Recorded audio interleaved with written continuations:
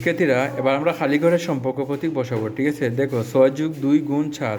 ঠিক আছে, এটা বাম পক্ষ ধরে নেব আর খালি ঘরের পরে যেটা আছে সেটা ডান পক্ষ ধরে নেব। ঠিক আছে, যদি এরকম কোনো অঙ্ক থাকে তাহলে কী করতে হবে, প্রথমে ব্র্যাকেটের কাজ করতে হবে, তারপরে ভাগের কাজ, তারপরে গুণের কাজ, তারপরে যোগ অথবা বিয়োগের কাজ করতে হবে। ঠিক আছে, তাহলে আমরা বাম পক্ষ লিখে 6+2 গুণ 4 লিখলাম। ঠিক আছে, তাহলে 6 আর 2 কত হবে 8।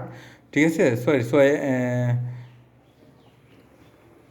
হ্যাঁ, তাহলে আমরা দেখো 6-এর সাথে 2 যোগ করবো আমরা। ঠিক আছে, হ্যাঁ প্রিয় শিক্ষার্থীরা দেখো, তাহলে যেহেতু আমরা প্রথমে গুণের কাজ করব এখানে, তাহলে আমরা 6 যেভাবে আছে সেভাবে লিখে দেবো, তারপরে যোগ দিয়ে 4-এর সাথে 2 গুণ করলে কত হবে 8 হবে। ঠিক আছে, এবার দেখো 6-এর সাথে 8 যোগ করলে 14 হবে। ঠিক আছে, বাম পক্ষ 14 হয়েছে। এবার ডান পক্ষ দেখো, আমরা যদি আগে ব্র্যাকেটের কাজ করতে হয় তাহলে ব্র্যাকেটের কাজ করবো, 6-এর সাথে 2 কী করবো যোগ করবো। ঠিক আছে, 6-এর সাথে 2 যোগ করলে কত হবে 8 হবে, গুণ 4 লিখবো। এবার আমরা 8-এর সাথে 4 কী করবো গুণ করবো, তাহলে 4-8 32। ঠিক আছে, তাহলে আমরা কী করবো, সুতরাং লিখে যেহেতু আমরা ডান পক্ষটা বড় সেহেতু আমরা সম্পর্ক প্রতীক বৃহত্তর বসাবো। ঠিক আছে, বুঝতে পারছো এবার সবাই?